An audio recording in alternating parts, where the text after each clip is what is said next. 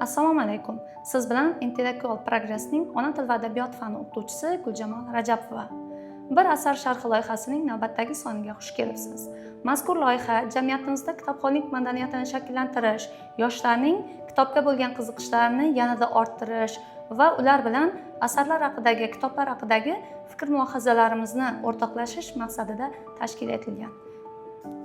Bugungi bir asar sharhi loyihasida biz dunyo jahon adabiyotining yetuk namoyandalaridan biri Chingiz Aytmatov qalamiga mansub bo'lgan Asarga tatigulik kun romani haqida suhbat quramiz.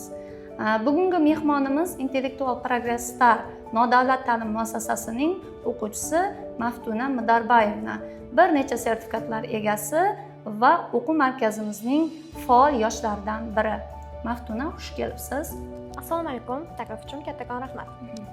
Maftuna, asar yuzasidan aynan Asarga tatigulik kun romanidan asosiy savollarga o'tishdan oldin mazkur asar haqida kitobxon do'stlaringizga qisqacha ma'lumot berib o'tsangiz.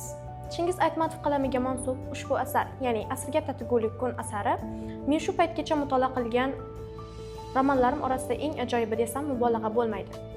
Roman voqealari Sarozak dashtidagi bo'ronli bekatida yashovchi Edigeyning yaqin do'sti Kazangatni Onabayt qabristoniga dafn etish yo'lidagi bir kunlik safarni o'z ichiga oladi. Ammo bu bir kun davomida qahramonning butun bir boshdan kechirgan hayoti, urush yillari, bu asardagi do'stlik, muhabbat, vafodorlik, xalqning o'tmishi va insoniyatning kelajagini mujassam qiladi. Shu sababli ham biz bu bir kunni butun bir asrni o'zida mujassam qilgan desak mubolag'a bo'lmaydi. Demak, asarning Asarga tatigulik kun deb nomlanishida ham siz aytgandek chuqur ma'no va mazmun kasb etgan ekan. Maftuna, mana shu Asarga tatigulik kun romanida yozuvchi bir emas, bir nechta voqealarni teng parallel ravishda asar oxirigacha olib chiqadi. Mana shu voqealar tasviri yoki voqealardagi asosiy obrazlar, asarning umumiy mazmuniga ta'sir etgan voqea va obrazlar haqida to'xtalib o'tsangiz. Albatta, yuqorida ta'kidlab o'tganingizdek, bu asar ko'plab voqeliklarni o'z ichiga oladi. Va lekin asarning chuqur mazmun mohiyatini o'quvchi insonlarga yetkazib berish uchun muallif asosiy 4 voqelikni yoritib bergan. Bulardan biri kosmosni zabt etish, ya'ni insonlarning ilm-fan va texnikadagi taraqqiyoti. Keyingisi temir yo'l stansiyasi va u yerdagi ishchilar, Kazangap va Edigeyning boshdan kechirganlari, shuningdek Abu Tolibning hayot yo'li va hamda Sarozak dashtidagi manqurt afsonasi xuddi bir vaqtning o'zida ipga tizilgan marjondek bir-biriga bog'liq sifatida yoritib beriladi. Asarda tasvirlangan bir kun oddiy bir kun emas. Chunki qahramon o'sha bir kun ichida o'tmishni, hozirni va kelajakni mushohada qiladi. Bir insonning hayoti, uning boshidan o'tkazganlari xuddi shu bir kun ichida tasvirlanib ketadi va bu bir kun butun bir asrga tatigulik kun desak mubolag'a bo'lmaydi va shu bois ham mening fikrimcha asarning nomi Asarga tatigulik kun yoki asrni qaritgan kun deb nom olgan. Rahmat javob uchun Maftuna. Boya yuqorida aytdik, asarda bir emas, bir necha voqealar teng ravishda asar boshidan oxirigacha tenglikda olib boriladi dedik. Mana shu voqealar, asarda tasvirlanayotgan holatlarni birma-bir tahlil qilib chiqsak. Avvalambor yozuvchi Chingiz Aytmatov Asarga tatigulik kun romanida kosmosni tadqiq qilish yoki odamlarning kosmosga bo'lgan tadqiqotlarini qalamga olishda qanday badiiy maqsadni ko'zlagan? Bilamizki, asarda yozuvchi kosmosga qilingan sayohat va insoniyatning ilm-fan va texnikadagi taraqqiyotini yoritib bermoqchi bo'lgan. Ammo bu bilan cheklanibgina qolmasdan, muallif buning ortidagi muhim bir muammoni yuzaga chiqargan desak, adashmagan bo'lamiz. Chunki muallif shuni ta'kidlamoqchi bo'lganki, insoniyat ilm-fanni rivojlantirishi mumkin, texnika borasida taraqqiyotlarga erishishi mumkin. Ammo jamiyat o'rtasida birdamlik, hamkorlik aloqalari bo'lmasa, urush, jaholat va shu kabi muammolar bu qilinayotgan sa'y-harakatlarni qadrsizlantirib yuborilishi oldinga surilgan desak bo'ladi. Albatta, sizning fikrlaringizda ham jon bor. Biz Chingiz Aytmatovning Asarga tatigulik kun emas, boshqa romanlarida ham umumiy mazmun, ilmiy ma'lumotlar yoki g'oyalar bir-biriga juda o'xshash. Misol uchun, Qiyomat romanida ham mana shu g'oya ilgari suriladi. Aynan mana shu kosmosni tadqiq qilish yoki bo'lmasa insonlarning mana shu tabiatga munosabati, tabiatni bo'ysundirishga bo'lgan harakatlari orqali tabiiy jarayonlar faqatgina bir insonning yoki tashqi omillar ta'sirida o'zgarib qolmasligi g'oyasini ilgari surgan. Jamiyatni esa birdamlikka, millatlarni birlikka, insonlarni esa mana shu kosmos, tabiat, jamiyatni birgalikda avaylab asrash g'oyalarini ham ilgari surgan bo'lishi mumkin. Albatta, xuddi shunday. Endi asarda keyingi voqea sifatida o'rin olgan temir yo'l stansiyasida yuz beradigan voqealar haqida to'xtalib o'tamiz. Avvalambor Kazangap va Edigey obrazlari, ular bilan aloqador bo'lgan voqealar va ular atrofida kechadigan obrazlar. Asosan Sobitjon obrazi haqida o'zingizning fikr, mulohazalaringiz, olgan ma'lumotlaringizni o'rtoqlashib o'tsangiz. Asarda temir yo'l bekatidagi ishchilar, shu ishchilar orasidagi bosh qahramonlar Edigey va Kazangapni biz asosiy qahramon sifatida olib ketishimiz mumkin. Edigey va Kazangap bilamizki, urushning qurbonlari desak ham bo'ladi. Urush sababli bular ko'plab qiyinchiliklarga duch kelgan. Edigey va Kazangap deyarli 45 yilga yaqin birgalikda do'st, eng yaqin do'st sifatida birgalikda ish yuritgan, Sarg'o'zak dashtida faoliyat yuritib kelganlar. Biz bilamizki, Edigey va Kazangap o'zining mehnatkashligi, sadoqatliligi va milliy qadriyat, ma'naviyat tushunchalarini o'zida mujassam qilganligi bilan har bir kitobxonning tasavvuridan keng joy olgan hisoblanadi. Biz asar davomida bilamizki, Edigey o'z do'sti Kazangap vafotidan keyin uni o'zining shu paytgacha uning mehnatsevarligi ortidan shu kungacha Sarg'o'zak dashtida kun kechirib kelganligi va insonlarga katta yordam tegganligi bois va Kazangapning vasiyatiga ko'ra uni Onabayt qabristoniga dafn etishni ko'zlab qo'yadi. Ammo asar davomida biz shunga guvoh bo'lamizki, Sobitjon obrazi, ya'ni ana o'sha Kazangapning o'g'li bu g'oyaga qarshi munosabat bildiradi. Bunga sabab deb Sobitjonning o'z manfaatlarini ustun qo'yishi, jamiyatdagi milliy qadriyatlar, urf-odatlardan ko'ra o'z manfaatlarini ustun qo'yishini tasvirlab bergan desak adashmagan bo'lamiz. Ammo Edigeyning birgapliligi, halolligi va do'stining qilgan vasiyatiga sadoqatliligi o'laroq biz buni Edigeyni, ya'ni o'zining do'stini Onabayt qabristoniga dafn etishga bel bog'lagan obraz sifatida ko'ramiz. Rahmat Maftuna javob uchun.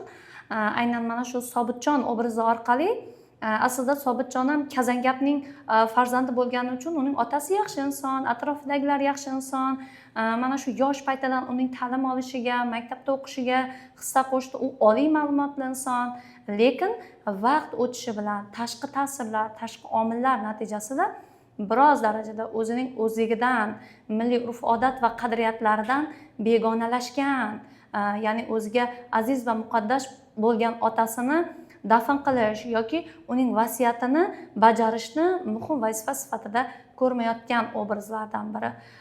Hozir suhbatimiz davomida biz Sobitjon obraziga yana qaytamiz va asardagi voqealar, yana Sobitjon taqdiriga o'xshash holatlarga duch kelamiz. Buni o'zingiz ham bilasiz. Buni hozir suhbatimiz davomida gaplashib o'tamiz.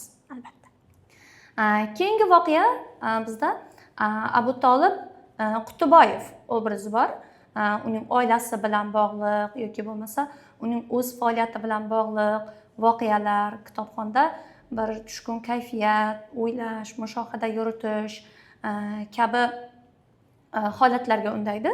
Bu obraz aynan Abu Tolibning oilasi, uning vaziyati va taqdiri haqida bilgan ma'lumotlaringiz va bunga o'zingizning fikringiz haqida o'rtoqlashsangiz. Biz asarda Abu Tolib obrazi orqali har bir kitobxon urushning natijasi, ya'ni urush va qatag'onlik davri har bir insonning qalbida, yuragida, xotirasida o'chmas iz qoldirgan desak mubolag'a bo'lmaydi.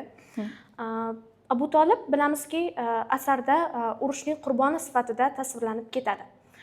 Sabab Abu Tolib urush paytida dushman tomonidan asirga olingan va o'sha yillarda asirga olingan har bir urush qatnashchisi keyinchalik jamiyatdan yiroq tutilganligi, ya'ni uning erkin faoliyat ko'rsata olish imkoniyatini cheklab qo'yganligini biz Abu Tolibning taqdiridan ham bilishimiz mumkin.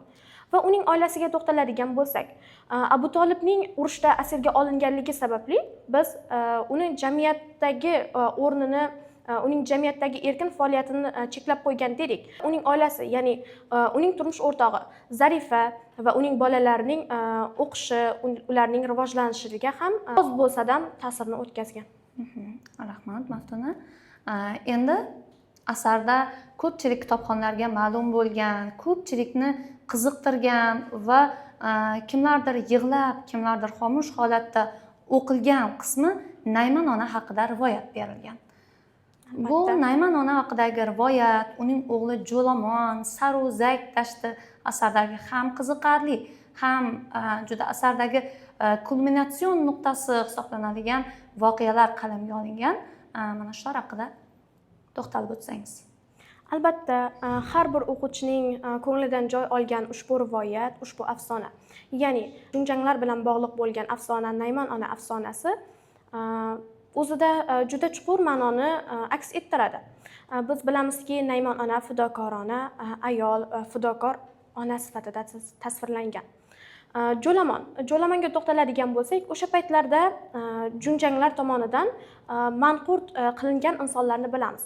Manqurt qilingan insonlar asosan o'z erkin faoliyatidan cheklanib qoladi va insonlarning xizmatini qilish bilan cheklanib qoladigan, o'z xotirasini, insoniyligini, ma'naviy tushunchalarini yo'qotgan obrazligini bilamiz. O'sha Jo'lamon obrazi asarda ana shu Junjanglarning o'ljasiga aylangan obraz sifatida, ya'ni Nayman onaning o'g'li Jo'lamon ona o'sha aytib o'tilgan manqurtlardan biriga aylangan. Nayman ona o'z o'g'lining bunday qismatga yuz kelishidan sarosimaga tushgan desak mubolag'a bo'lmaydi, chunki biz bilamizki, Jo'lamonning bexosdan yo'qolib qolishi Nayman onada juda katta qo'rquvni yuzaga keltiradi. U tunu kun uxlamasdan o'g'lini o'ylaydi, o'g'lini qidiradi. Va biz asar davomida bilamiz, yo'ldagi yo'lovchilar Nayman onaning uyida bo'lganligida ana o'sha bir manqurtning cho'lda Tarozak dashtida yurganini, ot boqib yurganini aytib o'tadi. Xuddi shu voqelikda Nayman ona bilamizki, ana o'sha mening o'g'lim emasmikan degan g'oyani ilgari surib, o'z o'g'li uchun, ya'ni o'g'lini bir marta ko'rish, o'g'lini bag'riga bosish uchun shuncha qiyinchiliklarga chidab, ana o'sha manqurtga aylangan o'g'li Jo'lamonni izlab safarga chiqadi. Ammo bu paytda Jo'lamon bilamizki, es-hushini yo'qotgan, insoniylikdan, o'z xotiralarini unutgan obraz sifatida tasvirlanadi va hattoki bu o'z xotirasini yo'qotganligi, ma'naviy, ma'rifiy urf-odatlarini esdan chiqarganligi bois hattoki o'z onasining qotiliga aylanishgacha boradi.